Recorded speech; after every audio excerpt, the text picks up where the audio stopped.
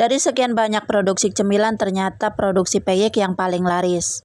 Halo guys, assalamualaikum. Kalian yang udah sering nontonin video aku pasti udah tahu cemilan yang pertama kali aku titip di warung yaitu peyek. Dulu pas di PHK dari kerjaan kita nyari-nyari ide buat jualan. Dan pertama kali jualan yaitu kita jual gorengan ya guys. Setelah berjalannya jualan gorengan, kita boro-boro dapat untung, tapi yang ada malah nombok setiap harinya. Di situ kita muter otak kira-kira apalagi yang bisa dibikin buat jualan. Dan akhirnya kita kepikiran sama peyek. Dan resep peyeknya aku minta dari kakak ipar dari Kerawang. Pas kebetulan kalau pulang kampung ke Kerawang suka disuguhin peyek dan rasanya enak banget. Pertama kali bikin tidak sesuai ekspektasi guys, dan belum pede buat dititip ke warung-warung karena peyeknya berminyak banget dan rasanya kurang enak. Maklum ya guys, namanya juga baru belajar, nggak bakalan langsung bagus dan enak. Lama-kelamaan karena setiap hari kita belajar, bentuknya mulai bagus dan rasanya agak mulai enak. Di situ kita mulai nitip ke beberapa warung yang deket rumah dulu. Titip ke warung-warung juga ternyata habisnya lama guys, dan ternyata dapat komplainan dari pembeli, katanya peyeknya agak keras dan rasanya kurang gurih. Dari situ aku nggak nyerah ya guys, terus memperbaiki kualitas dan rasa karena kita yakin dan antusias banget sama usaha cemilan peyek ini. Dan alhamdulillah guys, dari hari ke hari, dari minggu ke minggu, dari bulan ke bulan aku terus belajar bikin peyek. Dan sekarang udah 6 tahun kita produksi peyek. Warung langganan tambah banyak, semakin kesini peyeknya semakin enak dan garing. Yang tadinya kita nawar-nawarin ke warung, malah sekarang warung duluan yang minta peyek ke kita. Sejalannya cemilan peyek dan semakin kesini semakin banyak variasi cemilan. Dan semua aku jual dengan harga 2.000 ya guys. Semua cemilan aku dititip di warung dengan harga 1.700 kecuali makroni. Kalau makroni dari akunya 1.600